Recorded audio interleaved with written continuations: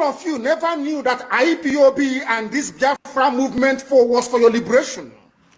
Some of you saw maybe the oil and gas from Biafra land. If they go now, we'll have access to oil and gas. In the process of having your eyes fixated on oil and gas, your forest is gone. Do you understand it?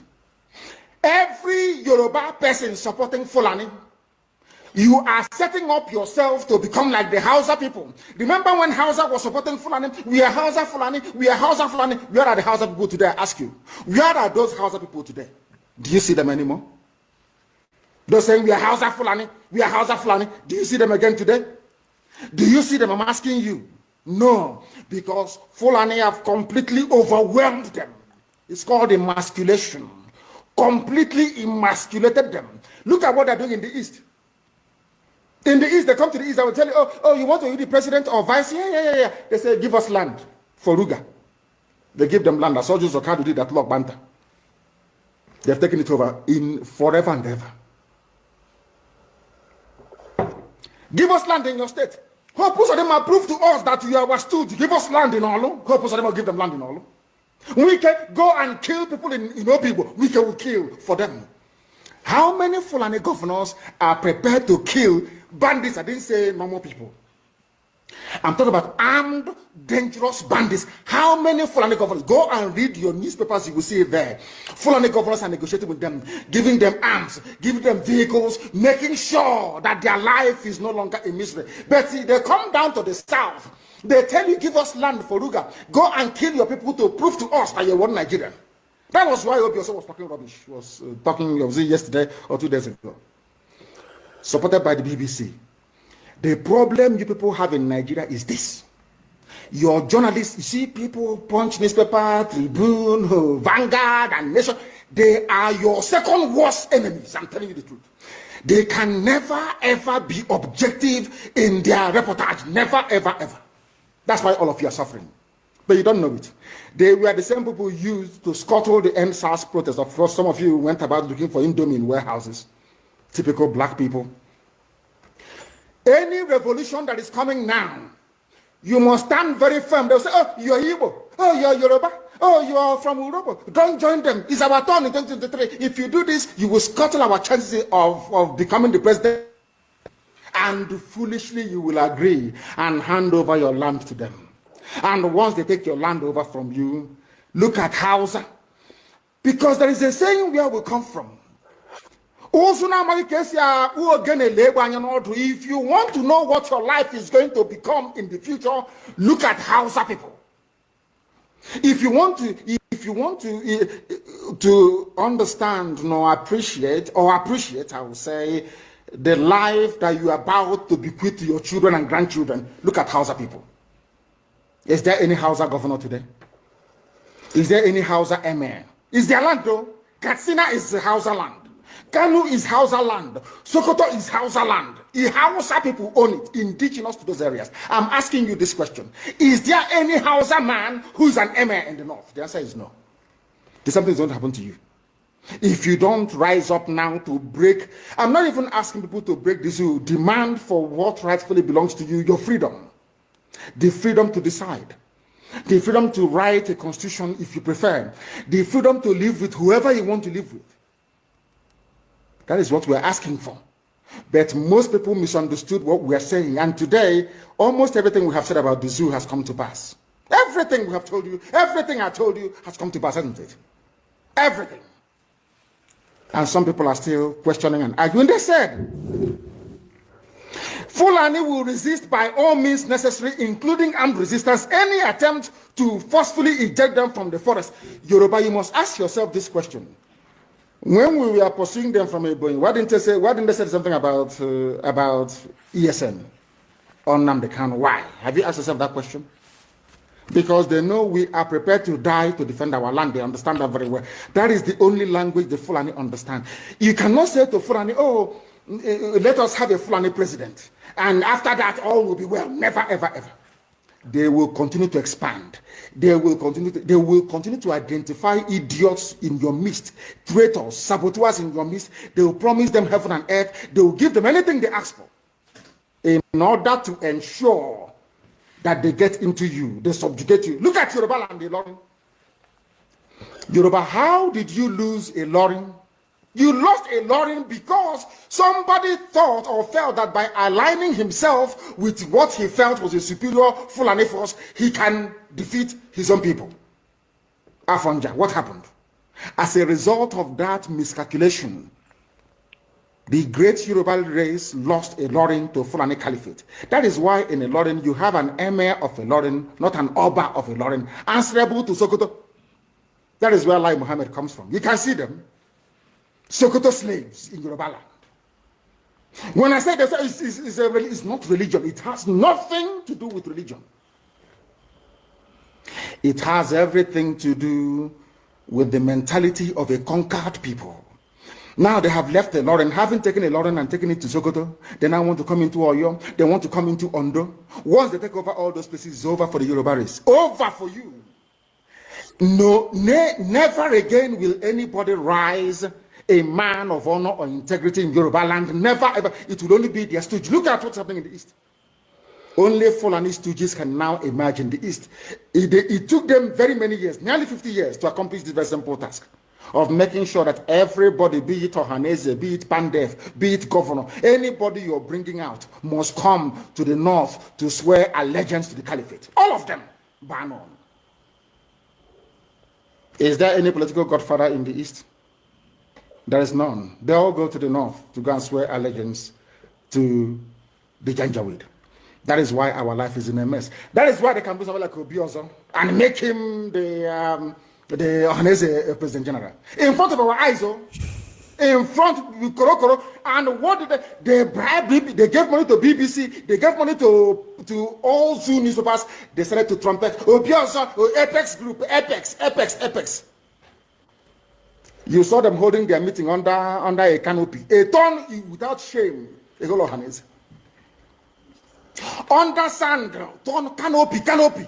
Maybe you saw it disgraceful and shameful. Talking rubbish. The man looks like a Janjaweed anyway. Talking nonsense. These are people they have prepared for you to sell you down the drain. By the time the Fulanis are done with you, believe you me, if you don't rise up now to fight for your freedom, by the time Fulanis are done with you, you'll be more useless than a Hausa peasant doing Babi Yala somewhere in Zaria. That is the future that awaits you.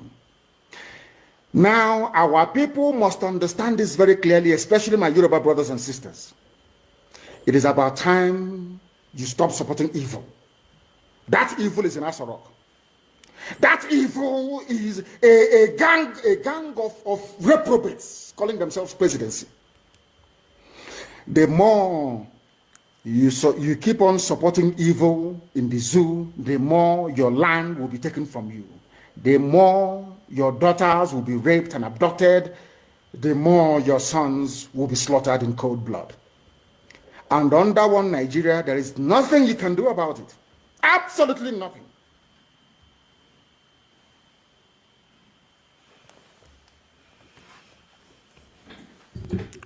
Good evening, good morning, good afternoon, great and wonderful people of Biafra, lovers of freedom all over the world.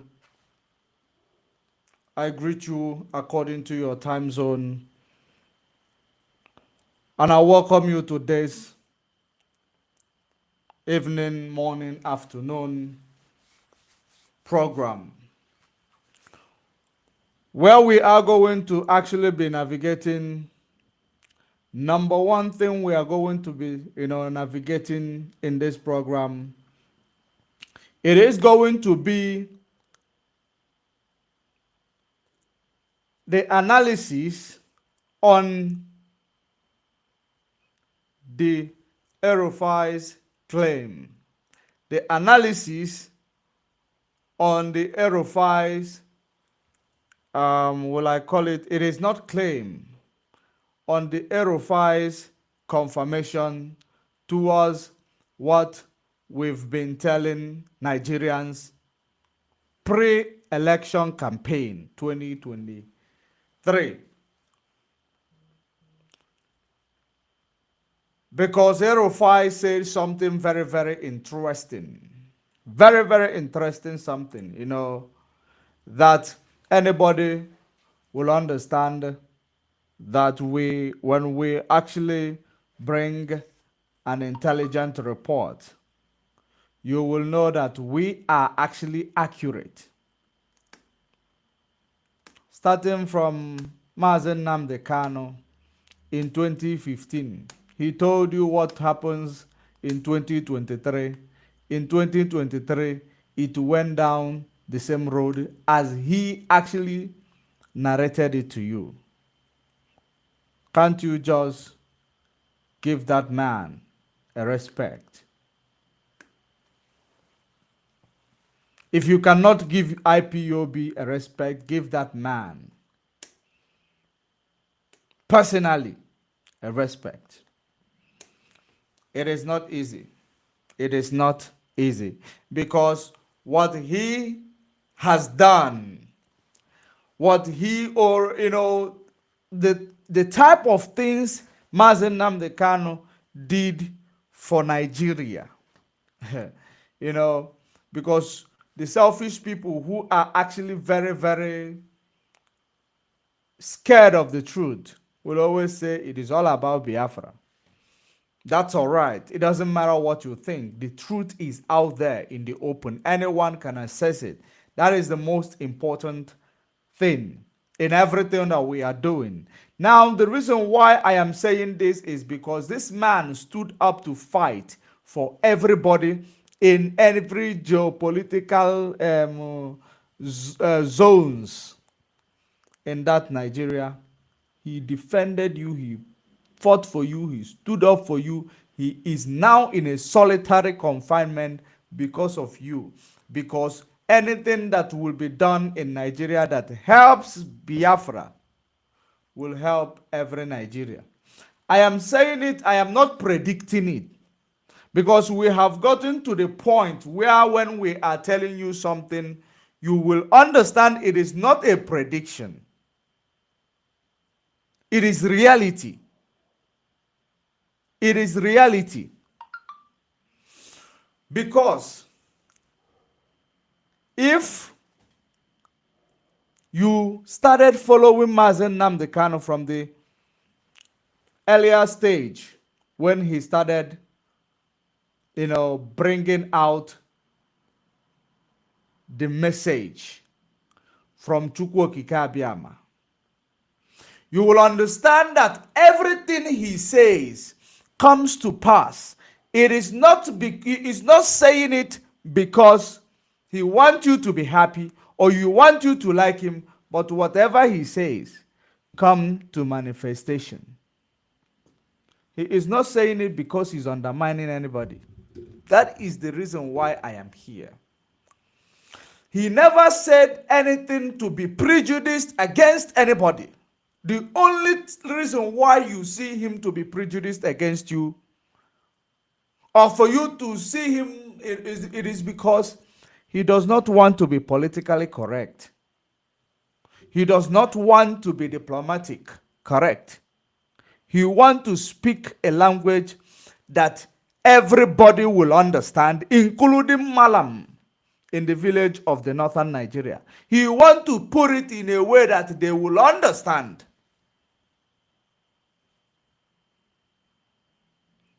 It is a word that it is a way that we speak. That is the only way you will be able to understand.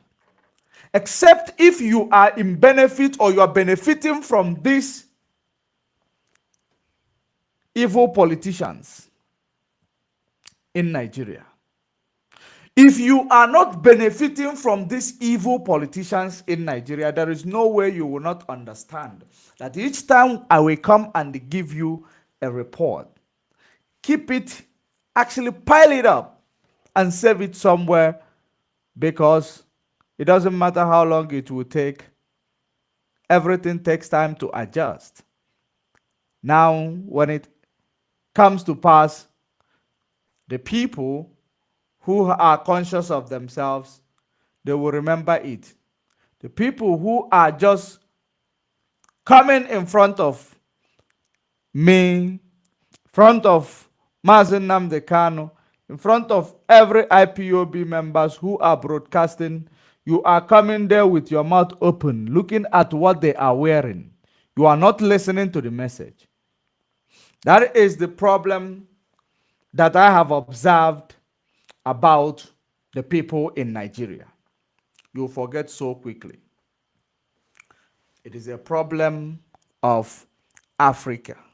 It is a problem of black man. You forget so quickly. Why will they always tell you move on? Let's forget and move on. Even though what you are going to forget and move on, it is unforgettable.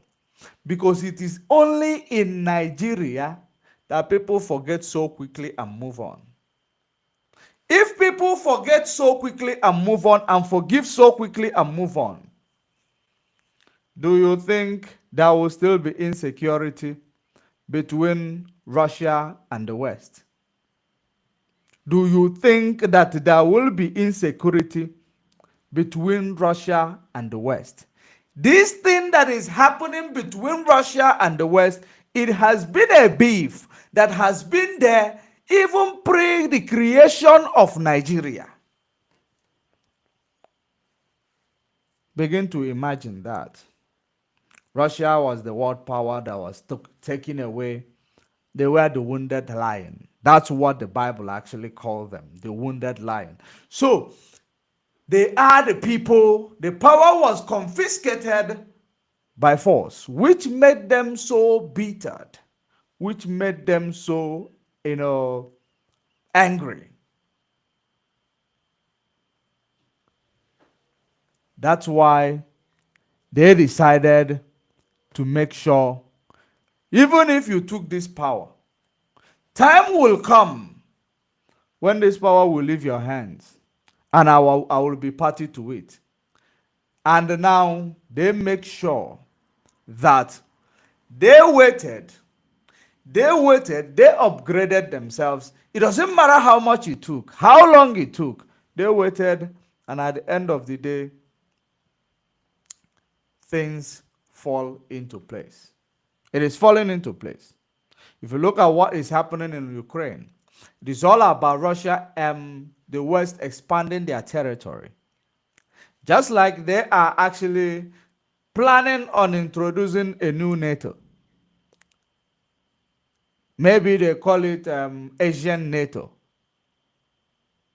Causing more geopolitical quagmire.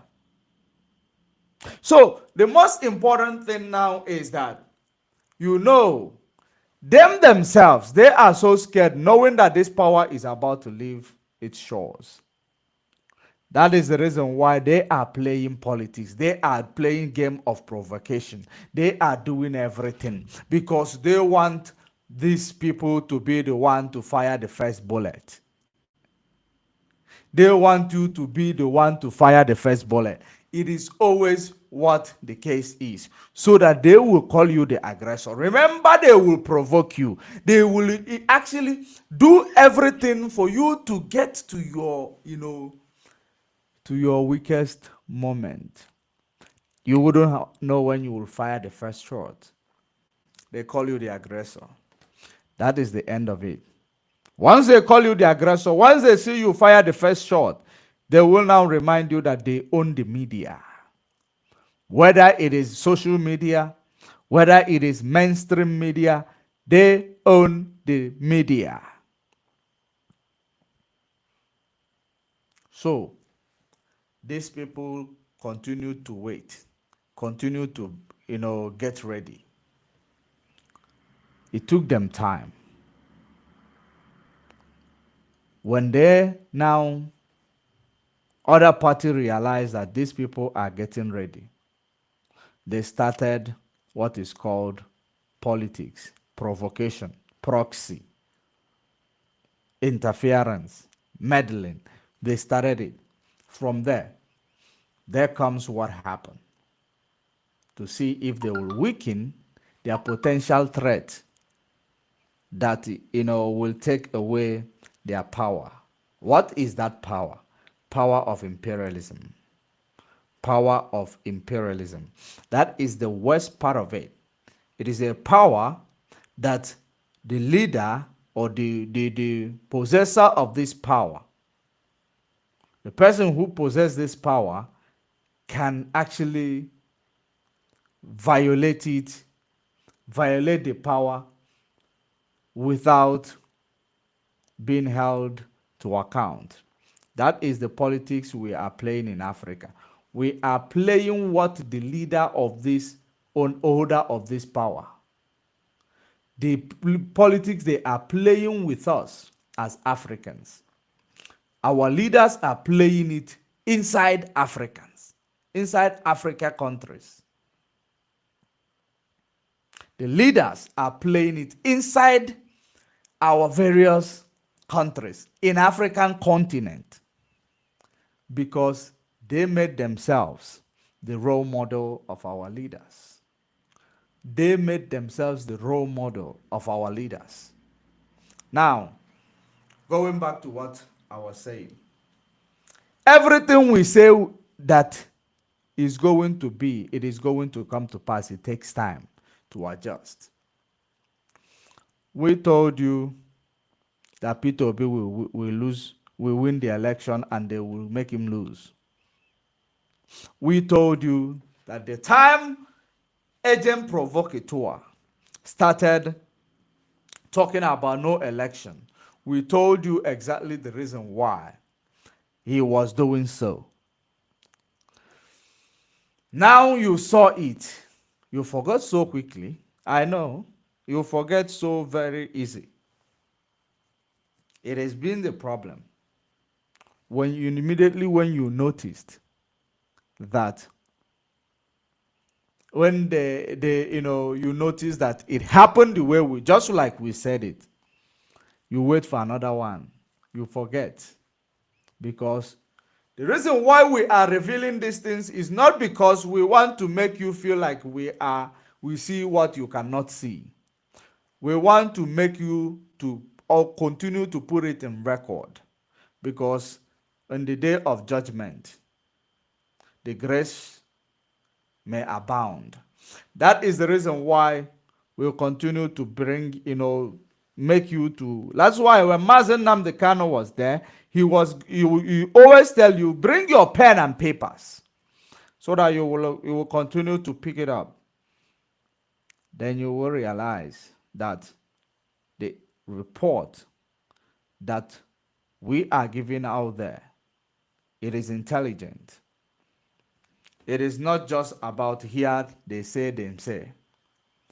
The only reason why you people that must have been overly educated, well, I say, you don't understand things when the truth, when it is spoken directly.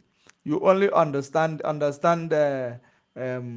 truth, or you only understand things when it is sugar coated. Maybe that's how you understand stuff. We don't know how to sugar coat it. But we can code switch. That is something that is very important. We can code switch, but we don't know how to do it on that one. Because the only thing that will elevate our people, it is speak the truth, show my people their transgression. Your transgression is what I am telling you, inability of you to understand what is happening around you by making sure that you pay attention to what you hear, pay attention to what you say, pay attention to what you do. Because sometimes you go overboard, out of line, you won't even know, you might not even know. But to go back to yourself, revisit. Maybe you will start paying attention. Maybe you will start getting messages like us. Now, the very interesting thing is that the way the things have actually come to manifestation, the same way you will expect some of the things we have told you that has not come to pass yet. Expect it. You are not paying tithe for you to hear the gospel from us. You are not paying tithe. We call it gospel. The US call it intelligent report. That is because we are quite different. We are not the same people. We are quite different. We do things in the ways of Chukwu Okike. They do their things in the ways of Lucifer. Not being prejudiced against anybody. But this is reality. Everything that we are doing, we give all the glory to Chukwu Okike. But everything they do, they give all the glory to themselves, to man. That is what makes us different from them. Because our slow process, our slow process, let's take it say that we have a slow process as black people. Our slow process is when the achievement comes, it is everlasting. That is our slow process. That is the reason why our promise is that the Satan will be chained for 1,000 years. The Satan will be chained for 1,000 years. That is our slow process where it is going to lead us. As we are taking it one step at a time, all you need to do is to continue to follow the message and follow the algorithm for you to be able to uncover when the message, you arrive to the message, because it is a process that you are going through in that Nigeria, that you are. And every day of this process is a lesson to be learned. Every day of this process is a history to be kept. Every day of this process is amendments to be made in decision that will be taken in the future. Why did I say so? It is very, very necessary for you to understand that Nigeria created by Britain will never change. It will always get worse. During the time of Murtala Muhammad, it was better. During the time of Abacha, it was better. During the time of Babangida, oh no, it wasn't better. It was deteriorating. It was the first. It was still okay. It was still good. Second, it was still bearable. Third one, it is actually getting saturated. Then the third one, it keeps on deteriorating. Then the last one, let me get to it. The last one, it has already gotten worse.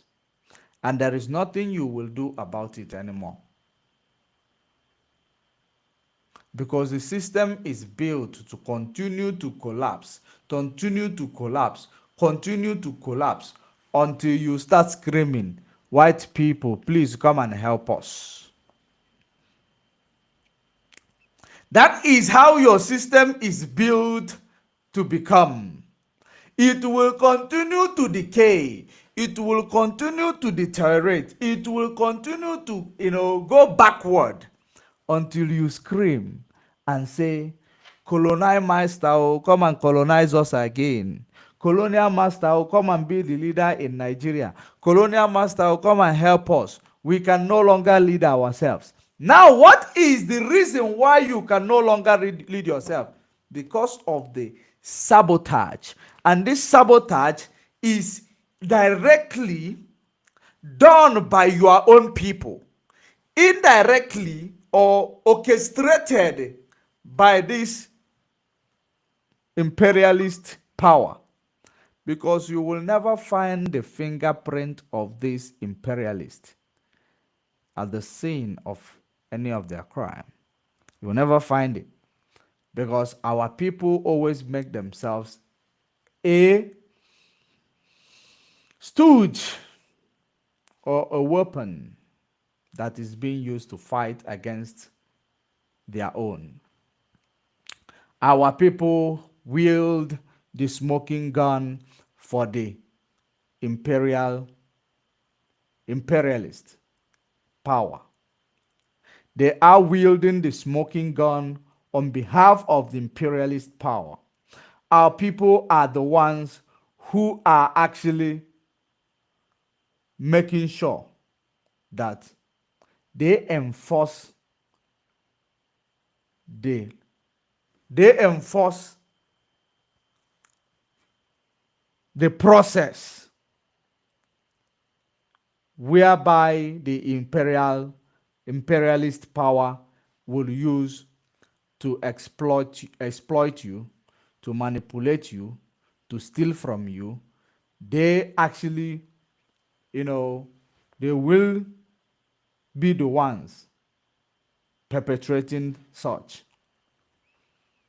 Because now, in some certain countries in Africa, they do it differently. But in Nigeria, Nigeria is one of the countries that is mostly colonized. Mostly colonized. And I don't know why I always see this. They are one of the countries that was mostly ruthlessly colonized. It is not as if they were oppressed. Like, if we talk about oppression, you talk about these people in the southern region or Sadic region of Africa. Those were the people who were oppressed, maltreated, manhandled. But Nigeria was brought up like an infant. In the process of bringing this infant up, you teach them how to do things. They teach it to their children. Continue this implementation until thy kingdom come. Don't be a bad boy. Continue. Don't forget. God say you should forgive. God say you should forget. The God say that if they slap you this side, turn the other side. Just make sure you are a good boy. Don't make sure that you have a long suffering. Make sure you are somebody that is tolerant. Make sure that you are this and that. All this tolerance is about being tolerant, with them. For you to be tolerant with them, not with your people. Because if you look around you, you find out people from Nigeria, they value people from outside more than their own people. Somehow, some way, you must have noticed it. They will, in fact, even inside Nigeria, because Nigeria is never one nation, Omo Igbo will rather tell a secret of his business to a Yoruba man, to Hausa man, even to a Fulani man, instead of telling it to his own Igbo brother. They will tell it to other race, other nations, everybody, instead of telling it to you. Unless if you go and serve them. Unless if you go to serve them. That's the only way you will understand the business strategies. In several occasions, I know it is not all Igbo people, but in several occasions. That is the reason why, if you go out there, you get married to a foreign woman, when you take them home, your mom will actually pay attention to the woman, give her everything she wants. Or you go, you travel outside, you come back with your friend, your friend, your mom or your parents, everybody in your family will make sure this person is taken care of without even noticing you sometimes. Without noticing you sometimes. That is the character that you find in our people. Sometimes it is good, but sometimes it is very, very awful. Because at the end of the day, you will understand that you are leaving your people behind, making sure that you pay attention to the other people or to the outsiders. While paying attention to them, they might start even taking advantage. Just like the way leaders of Africa, the way leaders in Nigeria are paying more attention to activities of the West. Whichever road the West take, they will take themselves. That has been the problem, without understanding that their setup and theirs, these people's, are not the same. So, our leaders are the political, they are the people holding the gun for this big world to continue to exploit you and me. And the only thing is that the the only thing that you find difficult for you to react, it is only that they have the police. They gave them the police and the army. They gave them the police and the army. When you hear it is police, it is army. And they made, not only that they gave them police and the army, some places they made the army very brutal against the people in there. When it's time for war, this army are useless. Except if they go to fight this war in the peacekeeping in another country. Maybe they will be useful there, or maybe they will achieve something. But when it comes to defend your land from terrorism, they will never do so. They will never defend your land. But to be brutal, to kill innocent people, they are very, very trigger happy. That is what these guys have done to you. Your politicians are against you. Your leaders are against you, focusing only on themselves and the relationship they have with the master. That's why they will never even notice if you are dying of hunger and starvation. Because their focus, their main focus, is on those people who colonized you, on those people who set up the structure they are sitting on. That is exactly where the mind of your leader is all the time. Some of the leaders who might even have a political will, because they have been, they have, traded their conscience somehow, someday. And that is the reason why the master or the system decided I will select this person. They have traded their conscience somehow. And that time they traded their conscience is the only time where you will see this, where it is where they will keep the record. Then tomorrow, when they put you in the position to be there, if you mess up, they will use it and remind you. They will use it and remind you. Whenever you see the mainstream media talking about you, you will know that they have reminded you. When we talk about mainstream media, or mainstream media talking about things that is happening in your country that has been there for so many years that they didn't see it, you should know that they are trying to warn someone. In most occasions, in several occasions, they are trying to send a message to somebody. Now, this type of politics, it is very, very something simple, very simple to be, to be understood. If you want to understand that type of politics, it's very simple to be understood because it is something that is, the game is right in front of you. You can feel it. If you cannot see it, you can feel it. You can feel the heat. So it is up to your mindset. If you change your mindset, change the way you reason, change the way you think, change the way you eat, change the way you actually sleep, change everything for you to have a mind of a revolutionary.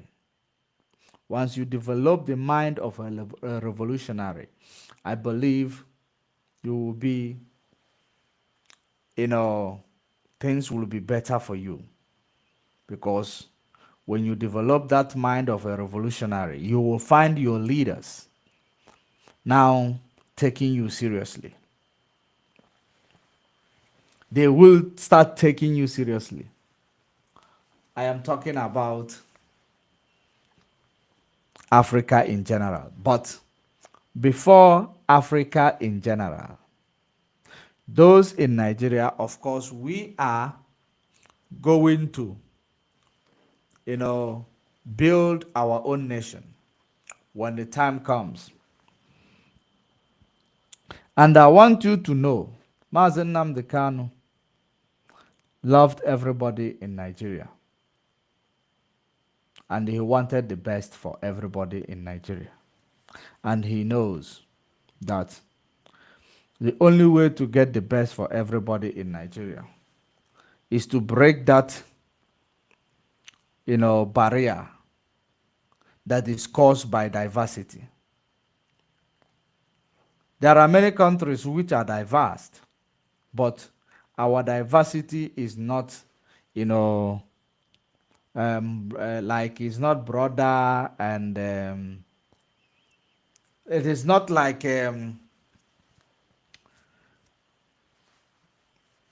state and different states, what do you call it,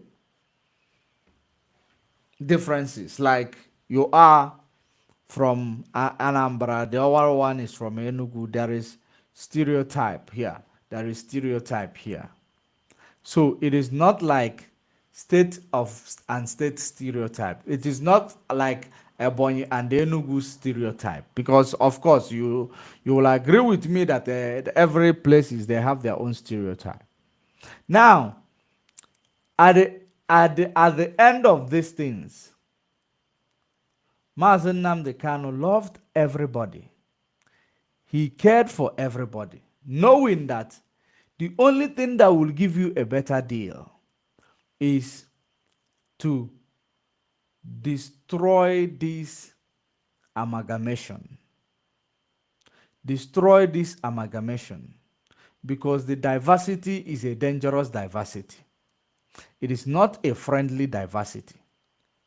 Once we destroy this amalgamation, everybody will be actually equal to their own people. Not all people, I will not see you as a less human because you are a Christian or because you are a Muslim.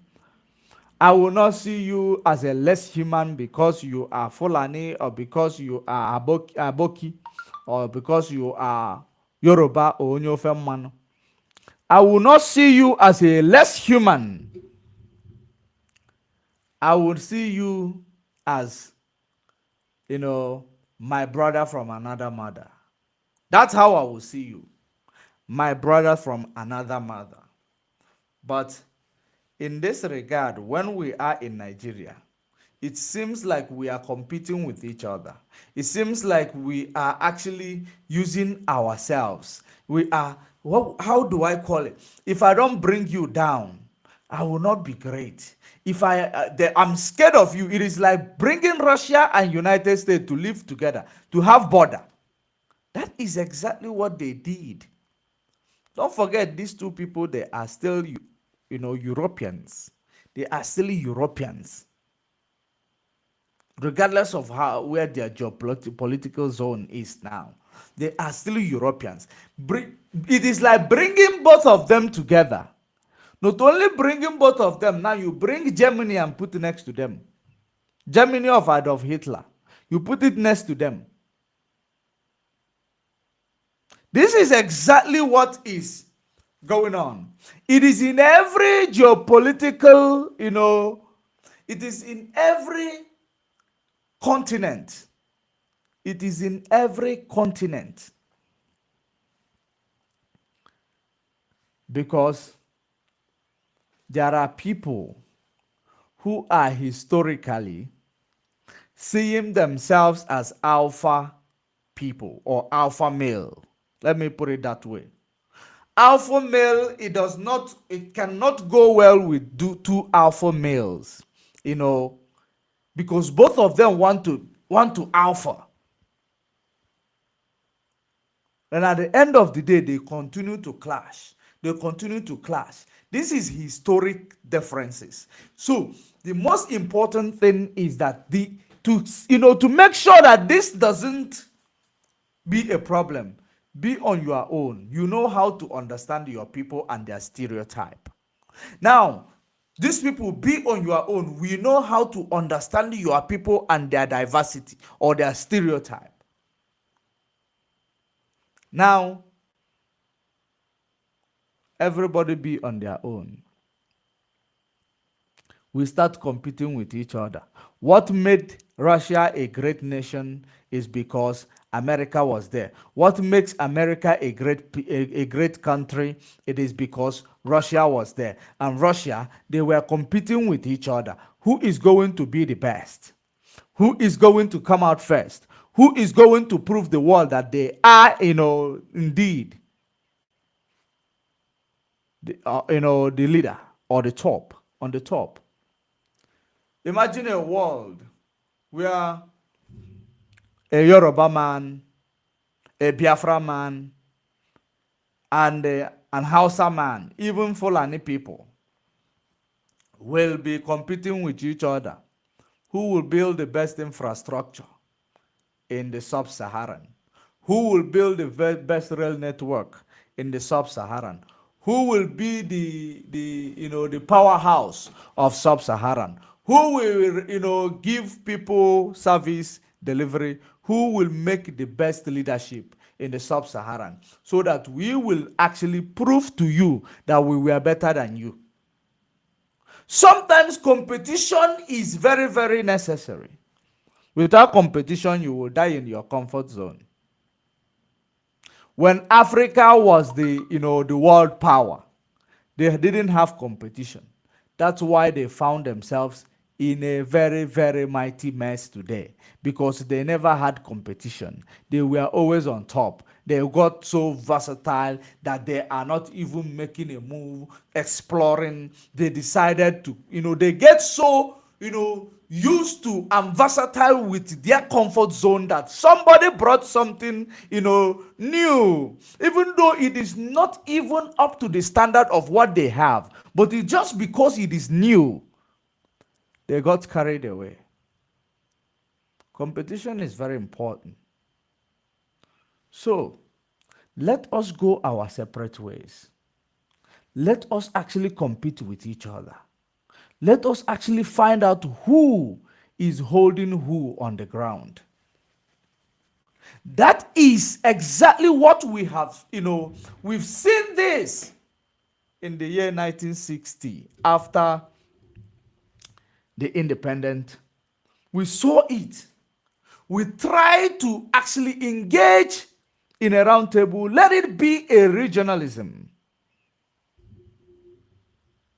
Ojukwu decided to give it, turn it down after agreement. After a signed and written agreement, Ojukwu decided to turn it down. Go on.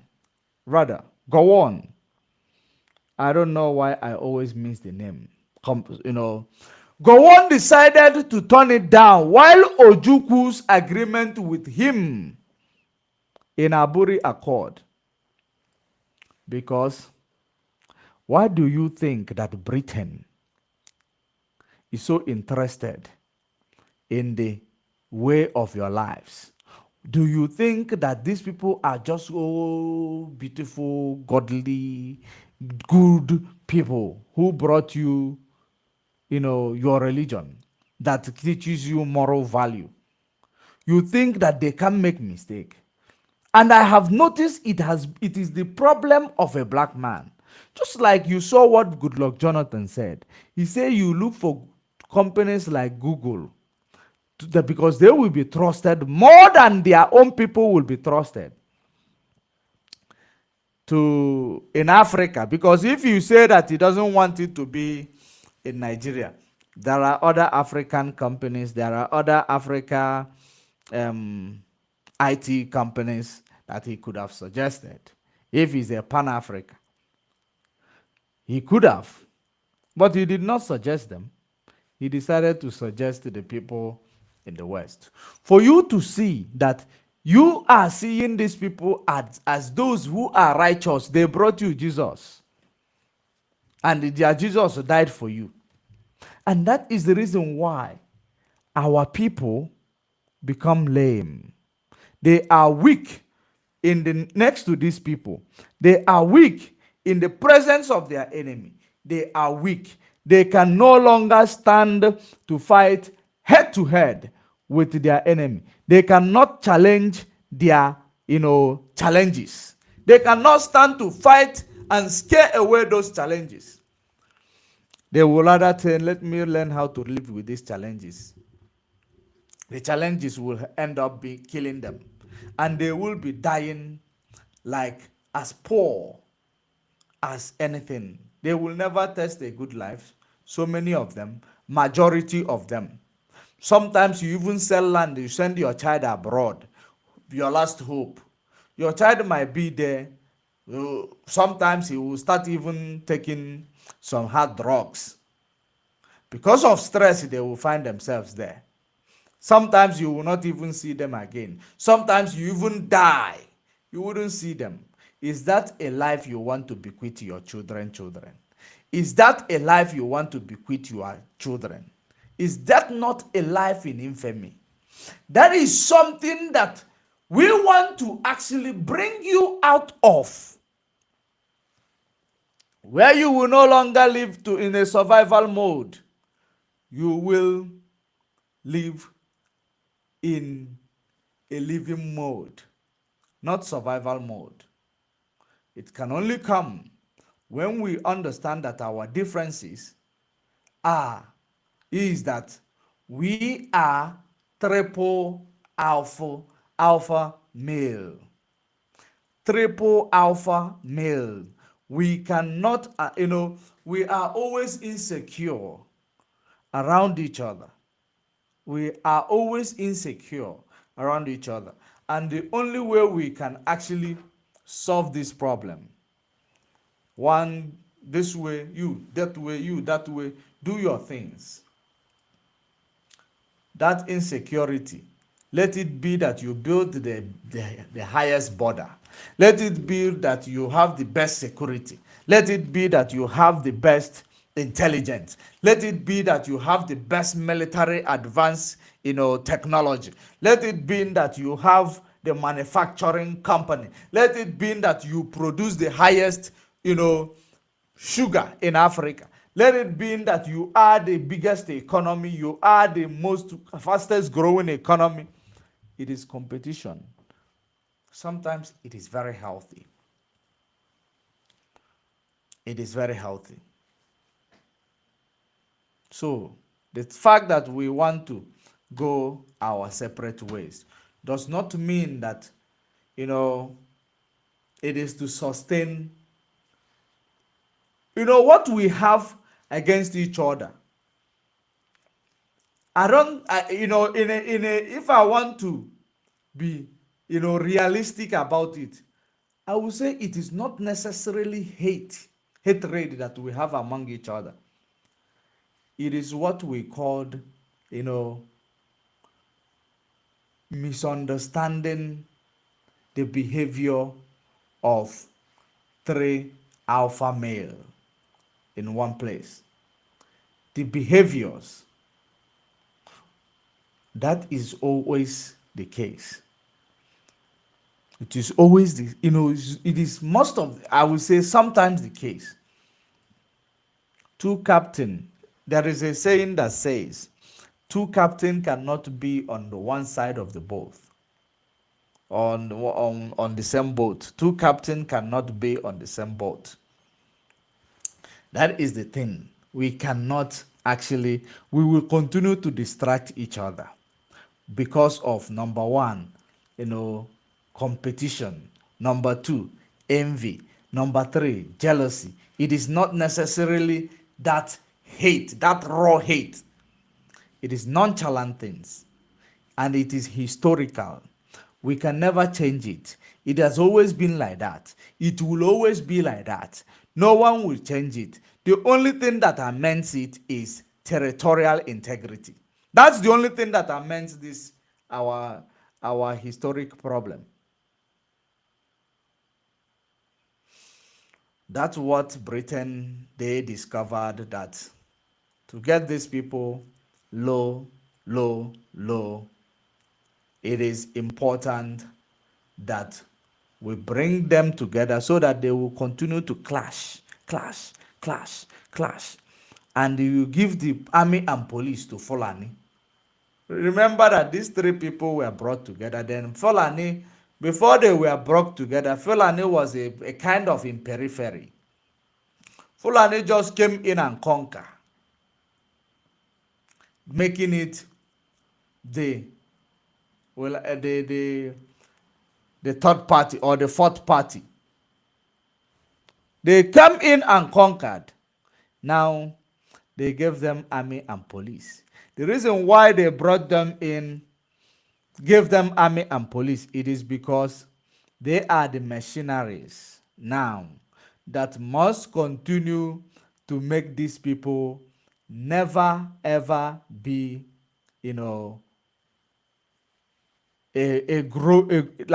let never bring a growth in your country, in your economy. Never bring innovation to your people. Never bring a good, road, good infrastructure to your people. They made sure they gave them army and police. In case if you stand up to challenge them, they will arrest you or they will kill you. Now these same people are the ones recruiting their stooge. Every 8 years, 4 to 8 years, they recruit their people that are going to be in the position of power. This is for us. They recruit them. They now make sure that the people they are recruiting are the bandits and criminals in a society. Remember that no society, no country is very, very, perfect. That does not have, you cannot say that no country in this world that doesn't have bandits and criminals. Every country have corruption, corrupt individual, wicked people, trigger happy people. Every country, in the world have that. Now, having it simply means these are the people, the reason why you have police. These are the people, the reason why you have law enforcers, security, to make sure you keep an eye on these people. But in your own place, they will select these people to be the first citizen, to be your leader. People that are supposed to be bandits, criminals, they select them to be your leaders in various states. Remember that a bandit can kill you. They are trigger happy. When they select these people, they become your leaders. When they become your leaders, they will be answering to the master, the Fulani, answerable to the Sokoto Caliphate. That is where they will be answering to.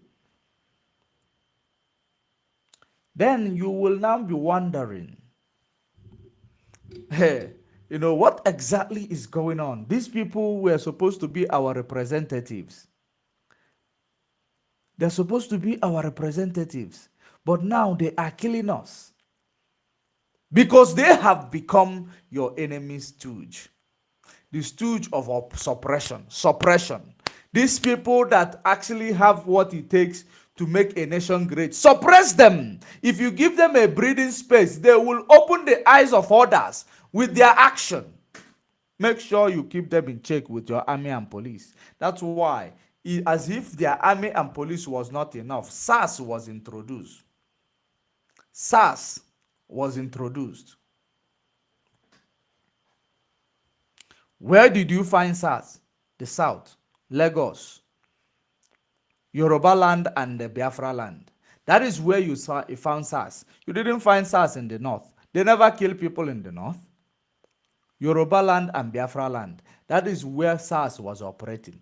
Who trained this SARS? Britain.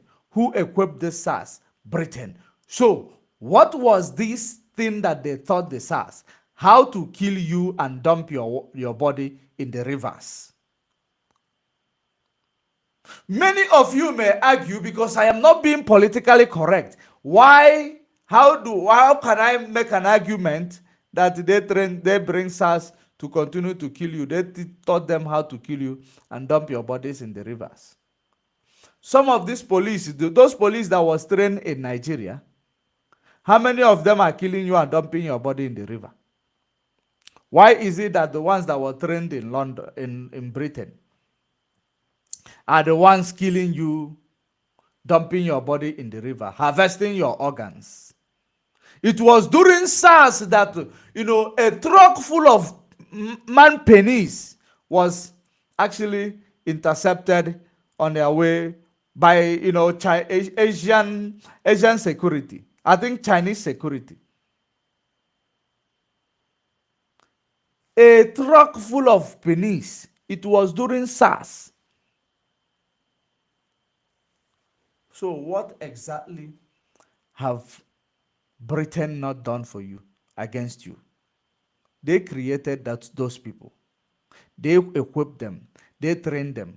Just like the American, military, in the name of Africom, training and sponsoring people to go and do coup in their countries in Africa, to plan a military coup. But if you ask them, why all these people that you have trained, why are they the ones leading a coup in their country? They say they don't know. What were you teaching them? Core value. Then you ask yourself, is that the core value that they taught SARS? Having seen the situation of security in Nigeria, which means when they're supposed to say they are training SARS, it will be to you that they are training SARS to actually, come out and protect you against this insecurity, or come out to protect you against armed robbery, against, these evil people all over the place. That they are coming to give them core value, that they will have that core value better than the, home police and home security. But never. They don't give them any core value. Rather, they give them what? They give them, evil mind, colonial mindset.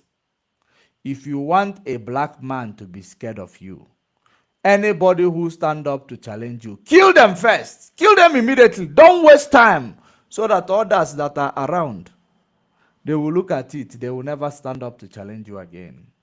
And that is exactly one of this, mean that African leaders are using, because they will always make you wield their smoking gun. When I say they make you wield their smoking gun, they make you leave your fingerprint in the scene of their crime, so that the fingerprint traces back to you. Because when we look at everything that is happening, we will believe that it is our leaders, it is us, it is everything around us. Yes, the leader is the primary weapon they use against you. Because that leader is a compromised somebody that if he stand up somehow to challenge them, that they will open their page. They have seen their crime, the extrajudicial killings, genocide. That is when you will understand now. If Fulani stand up now to say we support Biafran initiative, if Fulani Caliphate stand up now to say we support Biafra initiative, let's divide the country, you will now find out that the news about genocide 1967 will start being played by BBC, CNN. You will start seeing it in CNN. You will start seeing it in Al Jazeera. You will start seeing it so that they will now call it a justice must be done against Fulani, because they know it is. Then the Fulani will now run back. Oh, we don't support them again. They will start going to their villages, village by village, to speak Fulfilde for them. You know, this is the reason why we cannot support these people. If these people go, we are nobody. We cannot do anything. You know, we don't have resources. Lies! Lies! How many northern states was mentioned where you can find uranium? How many of them? Like 3 of them. Northern state, there is gold there. There is gold. Yes. Now, in this regard, they will go and tell their people, because now they have placed them back to where they need them to be with their previous, sellout. Because once these are the people who knows that the mouth that is eating, instead of that mouth to close, let those ones that is not eating never open yet. These are the people who understand such adage. This mouth that is already eaten, which is America, Britain, Europe, and others, instead of that mouth to shut down, the one that has not started eating should never open. Should never open. Even if it means it will die off, it is fine for them, as long as they will never open, so that they will continue to eat. That is actually the game. They planted this game through religion. They planted this game through, leadership, politics. They planted it through your democracy process. They planted it through your, policing, military, or everything, every structure. They planted such in those structure, which is very, very, very bad stuff. Now,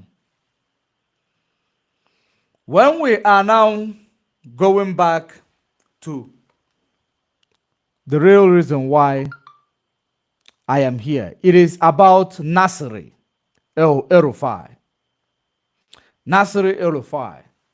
So many of you are aware of whom Nasri El-Rufai is, the governor of Kaduna State. I believe the governor of Kaduna State, right?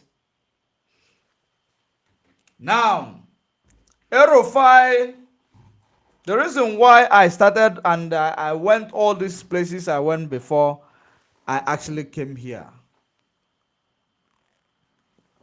it is because I want you to know that each time we come out to speak, pay attention.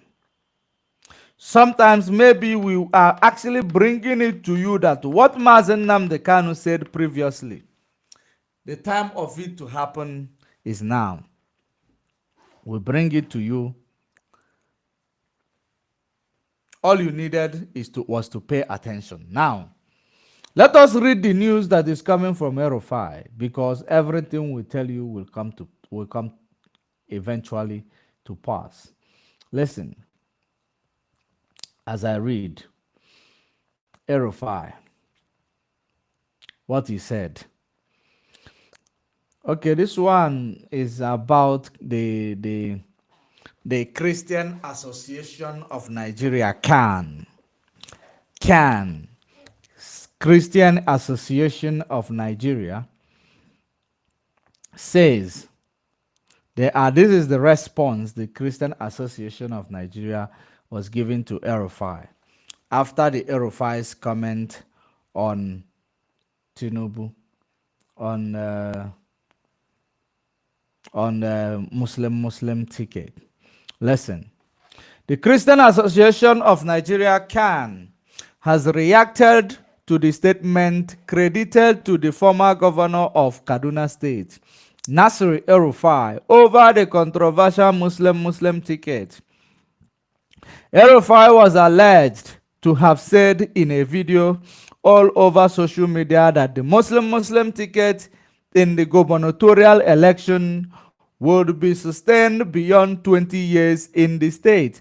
According to the video, the former governor also claimed that the Muslim domination was being replicated at the national level. Muslim domination, that is the religion part. The religion must be part of it, because religion is where they will deceive their gullibles the most. Because once you hear the name of God, you hear the name of Allah, you hear the name of Jesus, you hear the name of Muhammad, you get carried away without knowing who is the one mentioning these names that they claim it is worthy of saving you. Who is that person mentioning? Who is that person calling that name in order to use them to actually bring me to be in line? Is that person in line themselves? Now, let us continue. The Kaduna State CAN chairman, Reverend John Joseph Hayab, responded to El-Rufai's alleged comment on enthroning Muslim domination. It is not alleged comment. It is not El-Rufai's alleged comment. The video is out there, just like he was speaking in vernacular. He was speaking in his vernacular. You know, that is exactly what was happening there, but the video is there. So it is not alleged. It is something that has evidence. So it is not alleging. So this is type of, of course, they want to be politically correct. That is how they sugarcoat things. Muslim domination both in Kaduna and at the level of the federal government on Wednesday. Not both in Kaduna and at the level of the federal government on Wednesday, while featuring on Arise television morning show program. Okay. The CAN Association, they featured on Arise television and actually say these things. That is their grievances. It is their grievances. He said, to be honest with you, this video in the first place is real because that's El-Rufai's for you. Okay, let's see if they are trying to twist it. Some of us have known El-Rufai for saying these kind of things, for plotting these kinds of issues, and for masterminding these people things, masterminding these whole things. And many people thought we were just fighting or stopping him for something else. God has helped us for him to come up publicly and make Nigerians know who exactly El-Rufai is.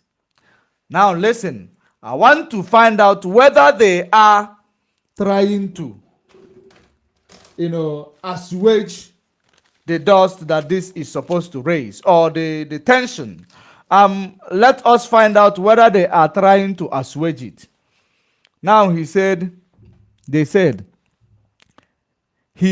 to be honest with you, this video in the first place is real because that's El-Rufai for you. El-Rufai for you. So it is about El-Rufai. That's El-Rufai for you. It is just about Erufai. It is not something that is extended to any other person. It is Erufai talking gibberish, Erufai talking nonsense. That is exactly what this passage means for now. But we are not concluded. Let us read the next passage.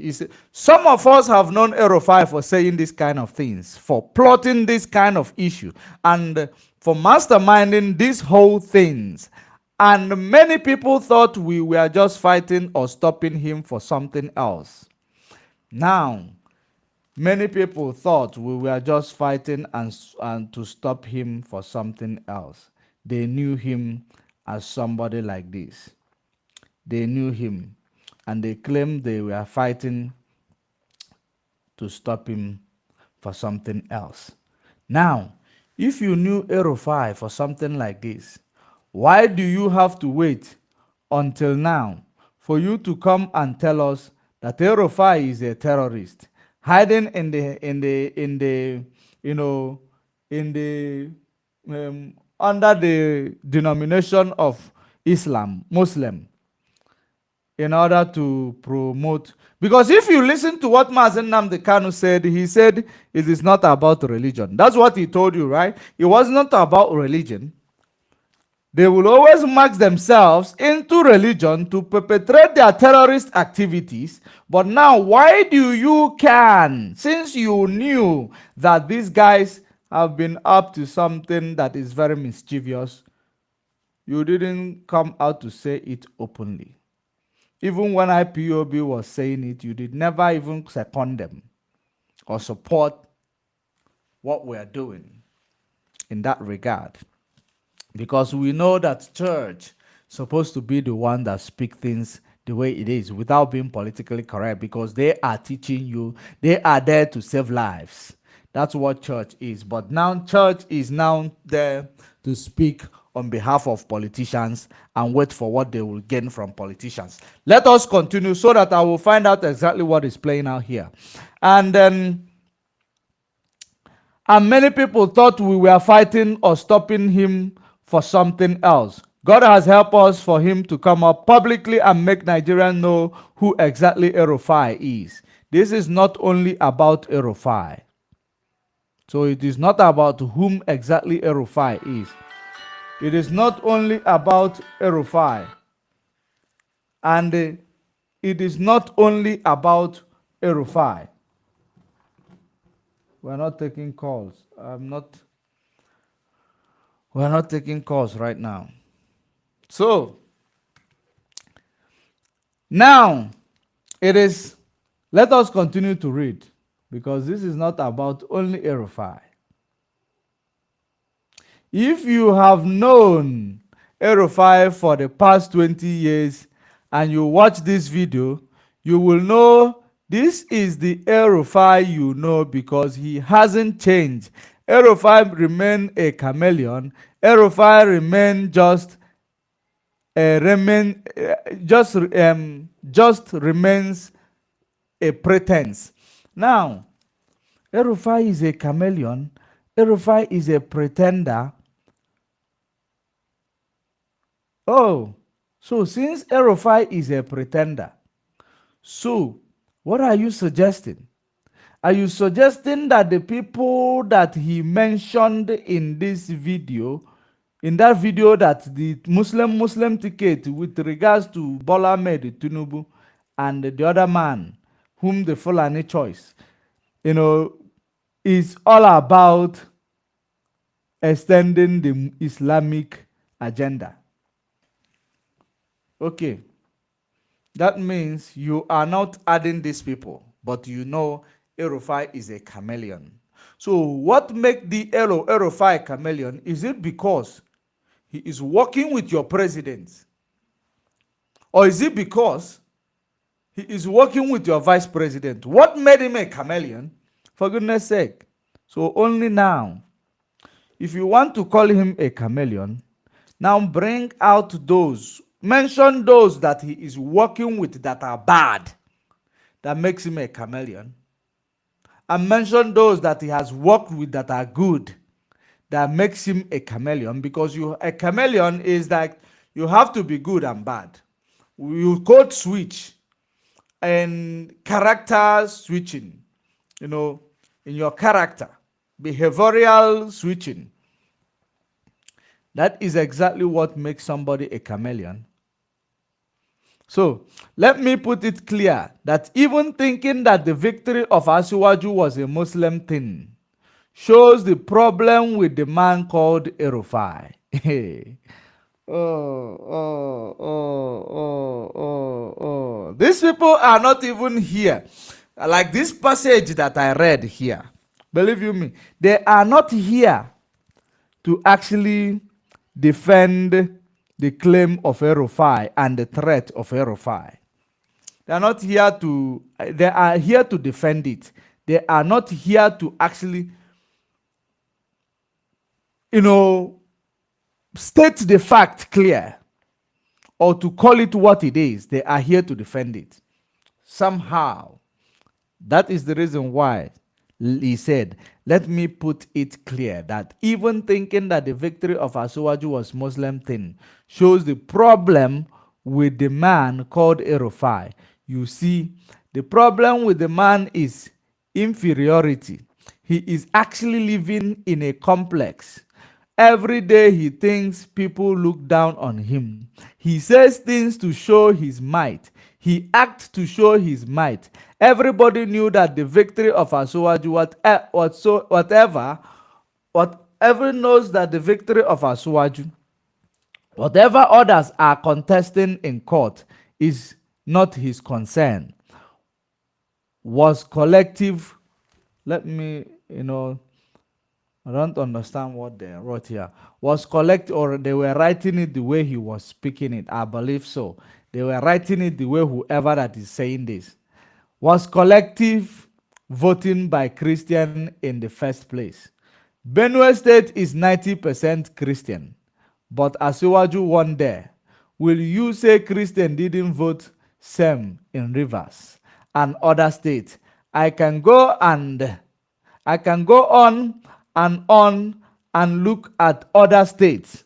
Now, have you now seen how they are now trying to sweep this topic into, under the carpet? Because you know why? It is not as if they are not proud of what they want to do. They are very, very proud of what they want to do. But the case now is, it is about actually, what is about is who,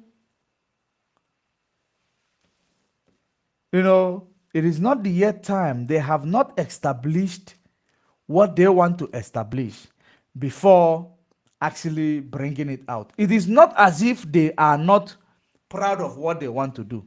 This is not like somebody who will be promising their people something and then doing something else. This is about what they want to do. They normally say it and do it.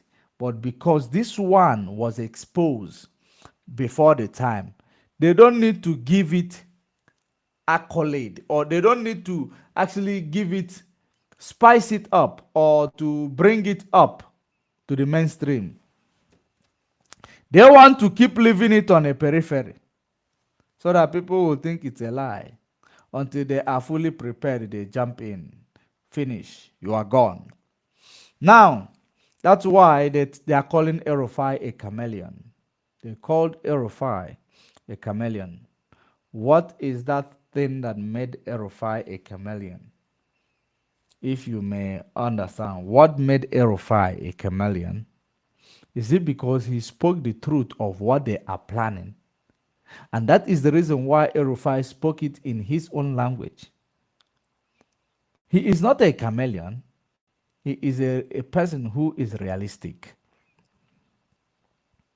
He told you what they are planning. That the reason for Muslim ticket is all about domination of Muslim in Nigeria. That is the reason why of Muslim ticket.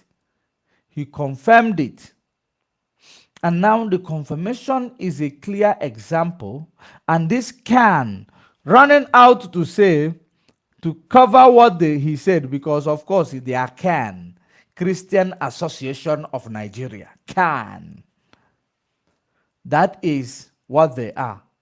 Coming immediately to make sure they sweep it under the carpet so that you will not even remember. If Tinubu could be able to buy some priest during his campaign with Muslim ticket, what do you think he cannot do? Just call these people, those priests, tell them, give them money, tell them to just go, and they know how to write this thing, write it that it will just be that rufai is just being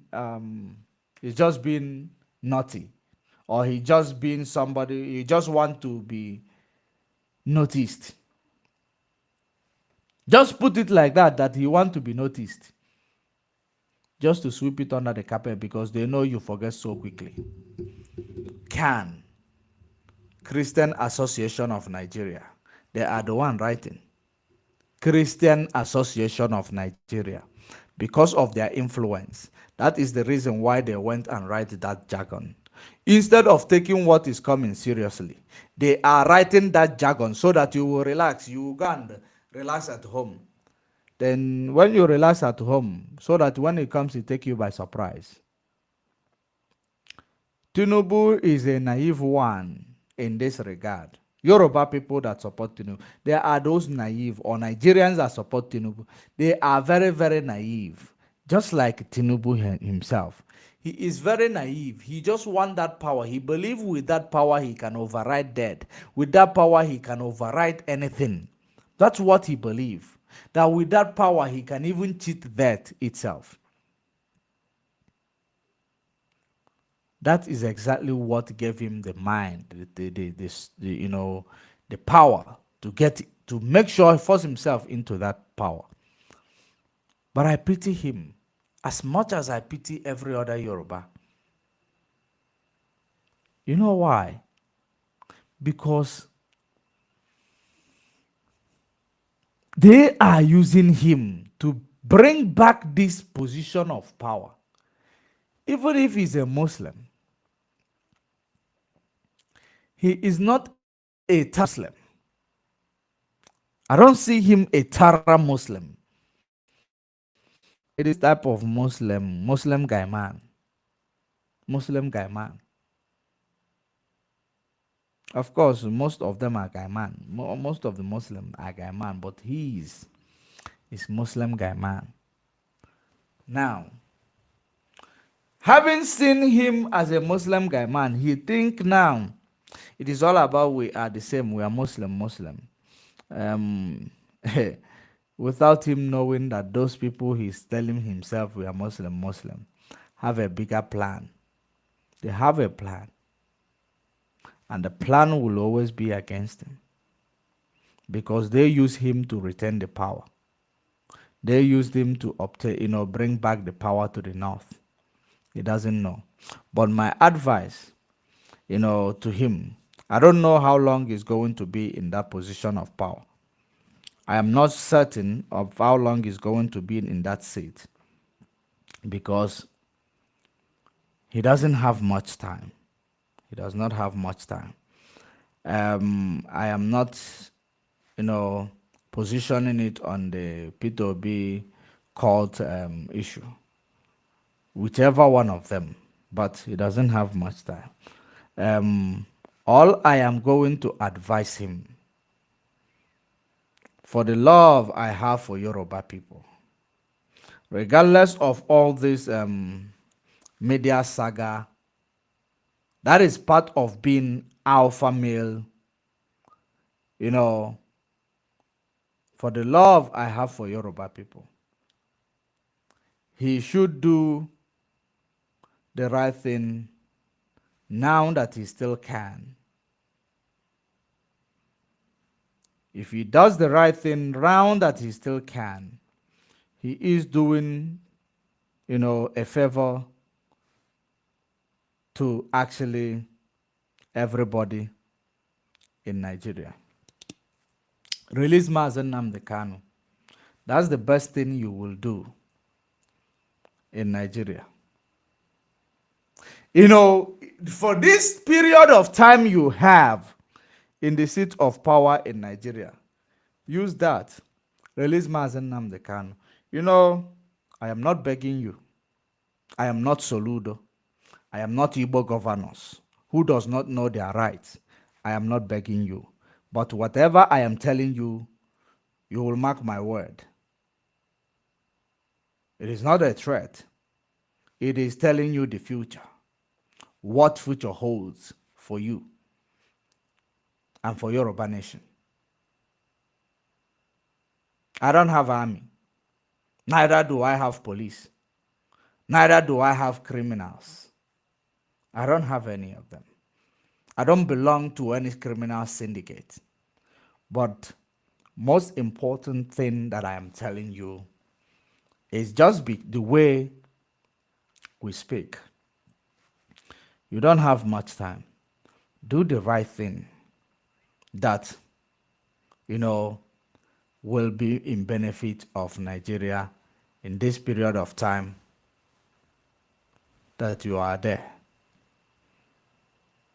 Do it. When you're done with it, I know you, I feel that you will do the right thing. I feel, because I've seen that you did the right thing. That's why I am not begging you, because you are a guy man. You are a guy man. Regardless of what is happening, you are that fast guy. Fast guy. That's what you are. You do the right thing. Because Yoruba and Igbo people does not have any problem except this political beef that you people try to create. And you did not succeed. You will never succeed. The most important thing is that we have actually mutual understanding with Yoruba people. Biafrans, we have mutual understanding with Yoruba people. We know there are many, aslikas in the Yoruba race.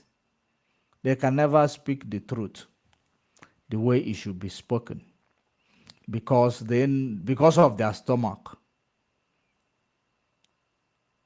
Now, those people, we know they are minority. Very, very small minority.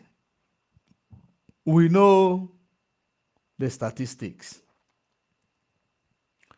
Does not mean those minority, if they want to actually trade against our intelligence, that we are not going to respond to them. We respond to them. That's why we are plain. We respond to them accordingly. Then we will come back to the status quo and continue our planning. The most important thing is that do the right thing while you can, because I know you are, an intelligent person, regardless of all this nonchalant act of being a politician. You are a very intelligent man. Buhari gave you, or whoever that imposter in Asorok that impersonated Buhari gave you their burden, the biggest burden they had, so that they will make sure you take part in their burden of arbitrary detention of Mazen Nnamdi Kanu. That's why they left it for you as a Southern person, as a Yoruba man that you are. They are not even seeing you the way you are seeing yourself as a Muslim. They are not seeing you like that. That is the most important thing you need to understand. So as it is right now, do the right thing. Release Mazen Nnamdi Kanu. And then let's go to the round table. You cannot be negotiating with a man that you have taken away his freedom. And the one thing you need to understand, if no matter how much you negotiate with a man that is taken away, that lost his freedom, that negotiation is not going to be authentic. If the man is in pain, if his man was tortured and they do agreement with you, eventually, which is not the case, that agreement is not valid in this age. in this era, on this age that we are, the agreement, we don't see it to be valid. It will not be like agreement of, these other freedom fighters that was actually jailed, and they come up, they make a decision that will plunge them, that will bring them backward after some years. No, it is not that type of decision we are talking about. If you want to negotiate with a man, because negotiation means that you have heard the cry of this child, then you come and ask the child, what can I do for you? The child will now tell you what they want. Then you will suggest to the child, this is what this is the way you are suggesting. Then the child will say, no, this way you are suggesting, it is not going to liberate our people. But the most important thing is that even if you don't want to be the one to speak the word, let Biafra go, don't intimidate us. Continue your stuff while we continue our own stuff. That's the way it is. If you don't want to be the one to pronounce it, but knowing that at some point it must be pronounced, that is exactly what I am advising you, Mr. President Tinubu. It is the best decision you will ever make for yourself. I can assure you. It will lessen your, it will lessen your, heart, high BP. It will lessen your BP.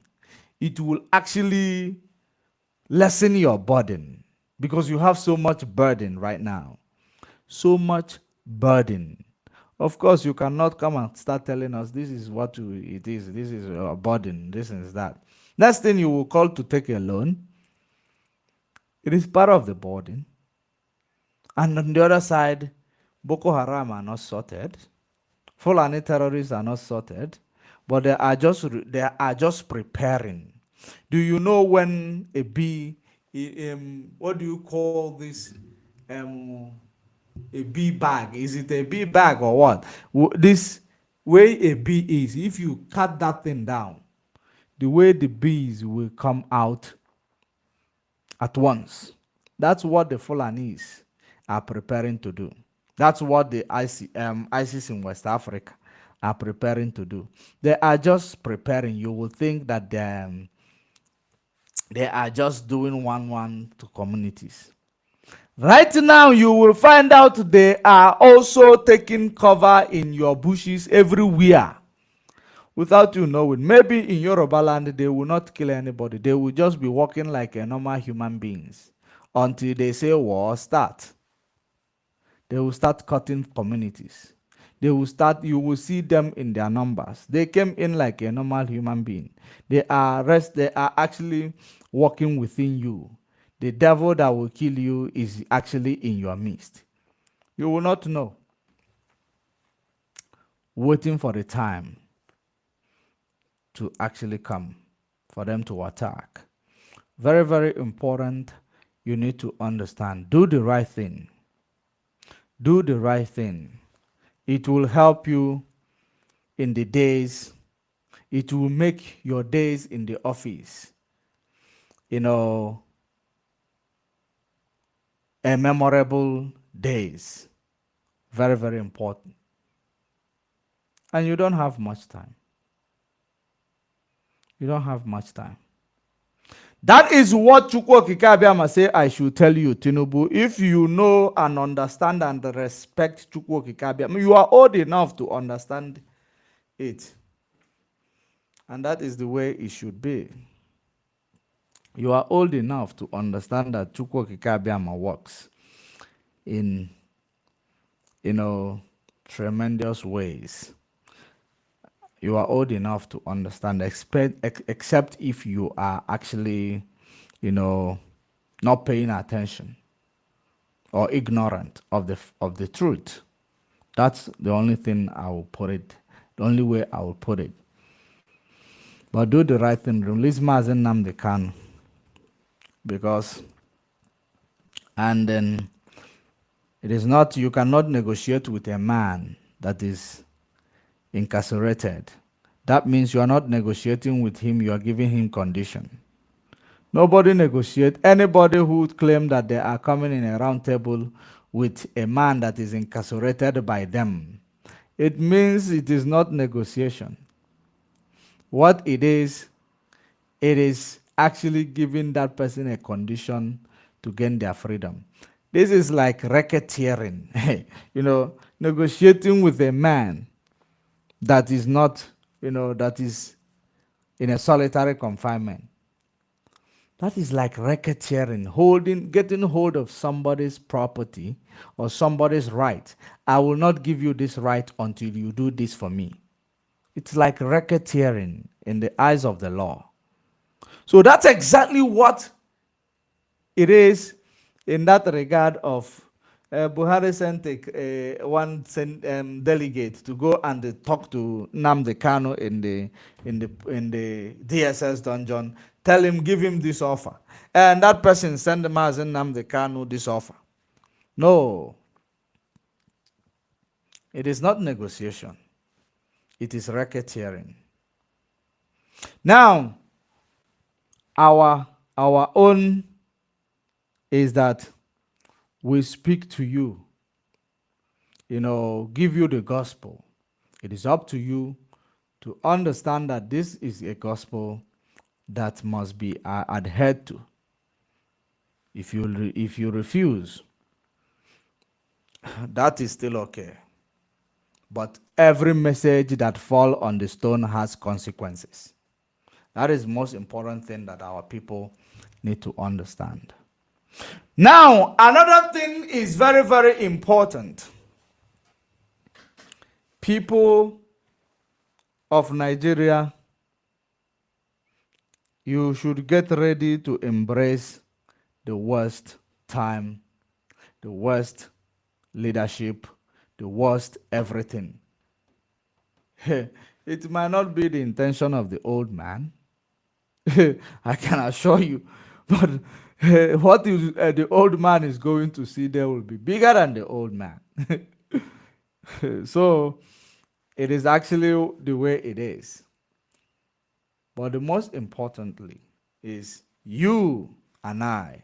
What are we going to do to make sure we do not enslave ourselves in the next 8 years? In the next 8 years, more than 100,000 people will die.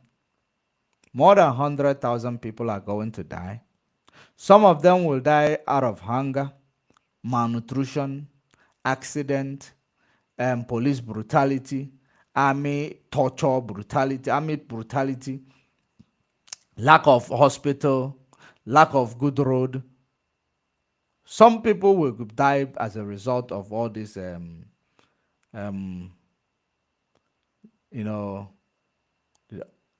all this deficit. They will die. And some of them will die naturally without tasting you never got the taste of good life, of what it feels like living a life instead of surviving. It is very, very, bad. So it is time for you to have a revolutionary mindset. A revolutionary mindset. Once you develop that, then even if you still believe in Nigeria, while we have packed our bag to go to our land, then you will be able to know how to make your president do something better for you. I am not telling you have a revolutionary mindset to help me or to help Biafra. No, we have that mindset already. We can help ourselves. Have it to help yourself. Have it to help yourself. Know that I am not your enemy. This is just black on black violence. One of us is wielding the smoking gun for the imperialist nations. One of us. If we don't actually bring it at some point we bring it to the, to a table and say, this is how, if we don't come to a resolution, one of us must hold a smoking gun belonging to the imperialists, those who are feeding on you. But we have nothing to lose. That's the most thing you will understand. In the past 64 years, we never produced a president that lasted more than 4 years. We have never produced a president up to mm, 3 times. We have never. Agui Ironsi. How long was he there before they killed him like nobody? How long? They killed him like nobody. Why did they kill Chubo Kadibo? Why did they kill him? Now, you find out that anybody who is going to lose something in Nigeria, it is you people that have access to the presidency, have access to the senator, have access to speaker. Now, if the Can Association was saying that it is just a nonchalant behavior of a rufai, why that Tinubu is going to be... there are people also who are saying that Tinubu should be inclusive in his this thing to convince Nigerians. How can he be inclusive? Why is a Igbo man not why did he not make Igbo man a Senate president? Did he make Igbo man a Senate president? Okay. Did he make Igbo man a speaker? Okay. Maybe vice. Is it even Igbo man that is a vice? Okay. But this is a leadership that is going to be, for everyone. That is going to be for everyone. Remember that most of those decisions are not made by him. It is made by the forces that pushed him to the power. Most of these decisions are not made by him. Forces that pushed him into power.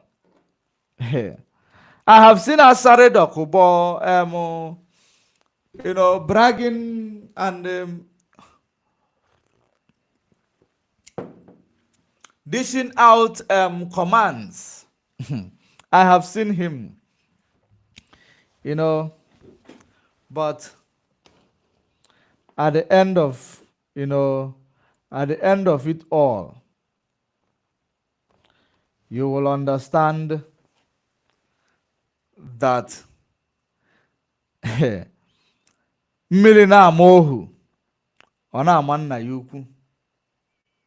The rain that will fall on all of us. If we don't start now, we may never finish. Tinubu, release Mazen Nnamdi Kanu. Let it be one of the good things you do for Nigeria, because I don't think there is any other thing you will do for Nigeria that they will ever appreciate. I don't see it. But only the release of Mazen Nnamdi Kanu will be the best thing you will do for Nigeria. And then I know that you are going to IMF very soon.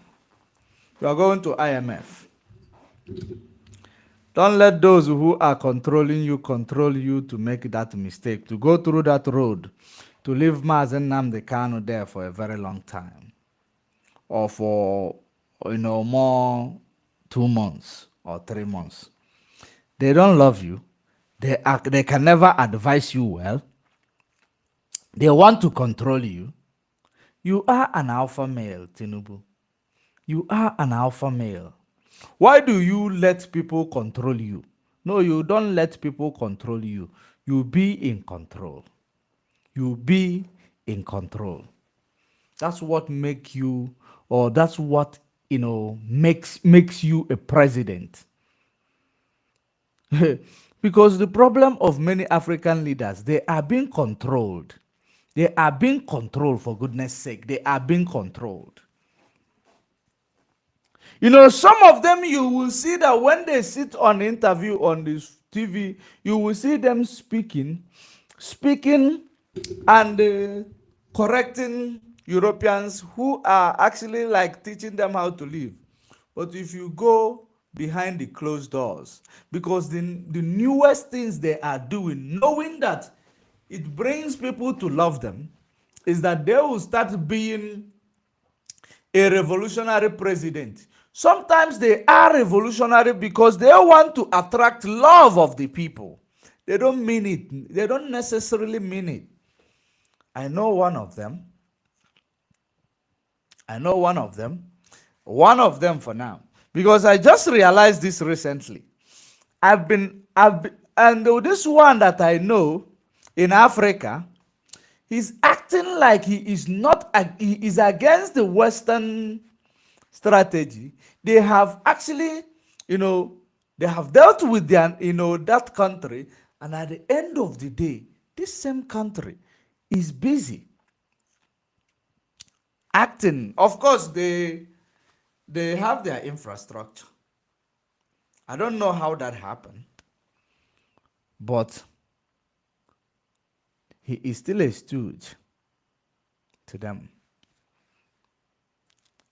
behaving as if he is challenging them. He is still somehow a stooge to them. There are many. We are still following many until, until they change. Until they change. It is very, very important. But the one that is actually directly affecting I and my people, I wouldn't want to be politically correct. Or I will mention their names. I will mention them. While we continue to watch those other ones, it is up to African countries to start waking up and stop allowing this their leaders. Sometimes, in some African countries, sometimes, do you know that I just discovered something? There is this country that is not even on the mainstream. There is this country that is not on the mainstream in Africa. What was that country? It is in East Africa. It is not on the mainstream. But do you know that this country, they are employed by the government. They are employed by their people. They did not want foreign investors, much foreign investors. So many African countries will see them as stupid country, or the leader there as they are stupid country. What is the name of this country? It's in the east of Africa.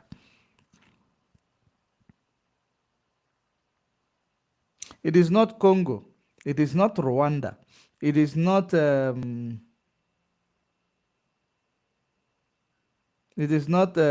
Uganda.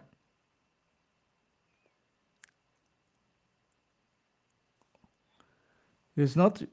Where is this? There is a country, not Rwanda, Karagold. It is not Rwanda. It sounded like Rwanda. Not Malawi is in the SADC. Malawi is in the SADC region. SADC. Yes. East of Africa. East of Africa. It is not.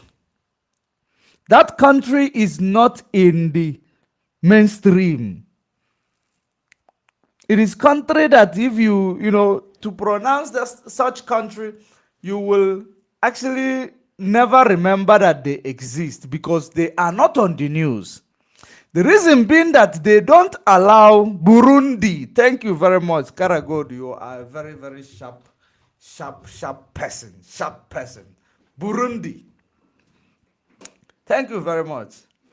Even Ekekwe Gabriel Onyeka.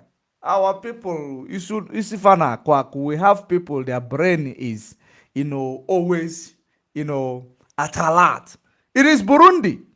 Burundi does not allow a lot of Western, investors come in because they understood that these people, they come and give your people employment, control your president.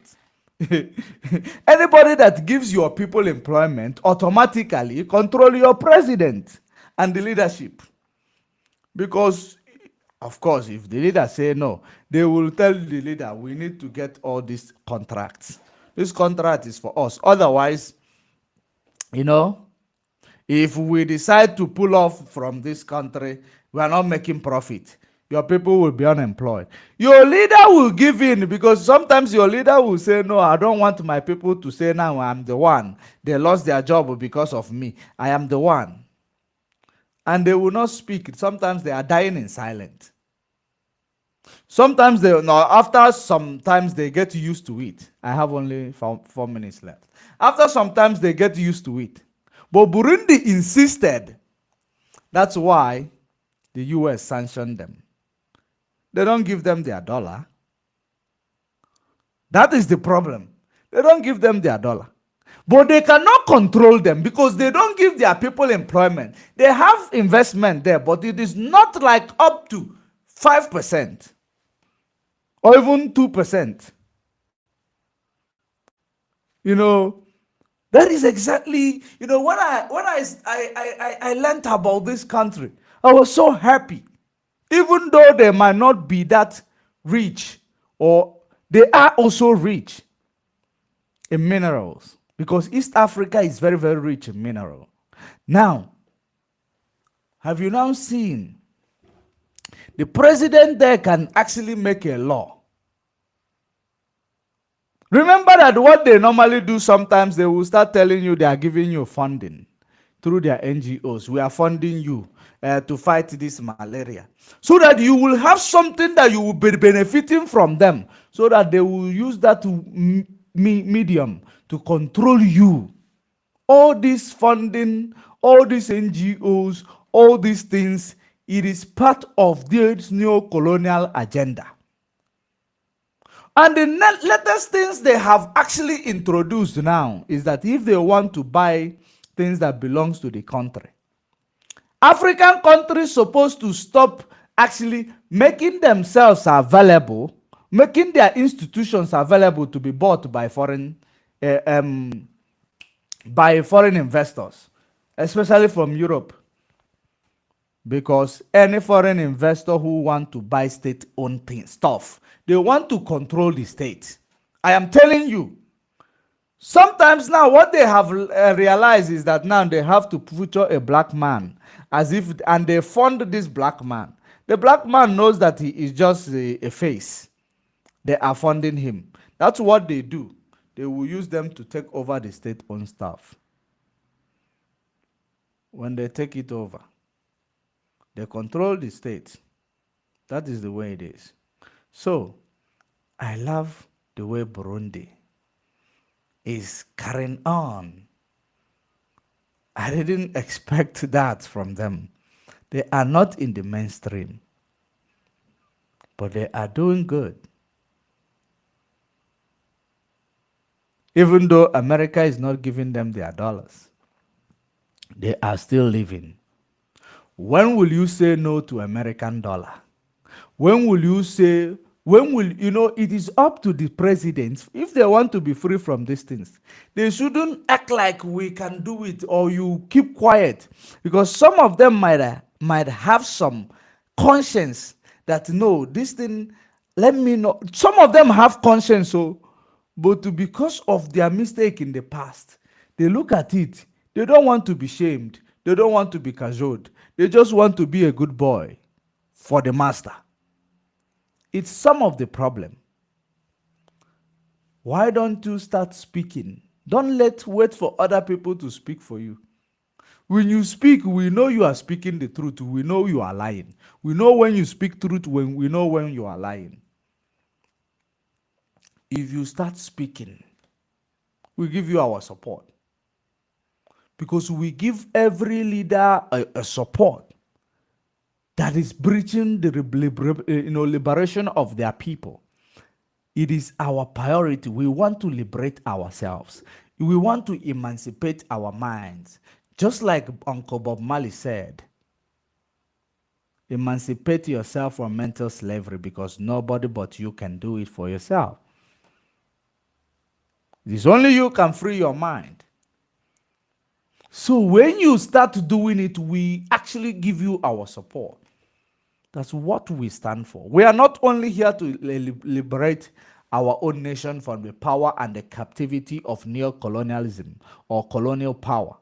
No, we are here to liberate Africa from the Caribbean, from the North America, yes, Caribbean, and from the South America, and yes, from the North America, from the Caribbean, from South America,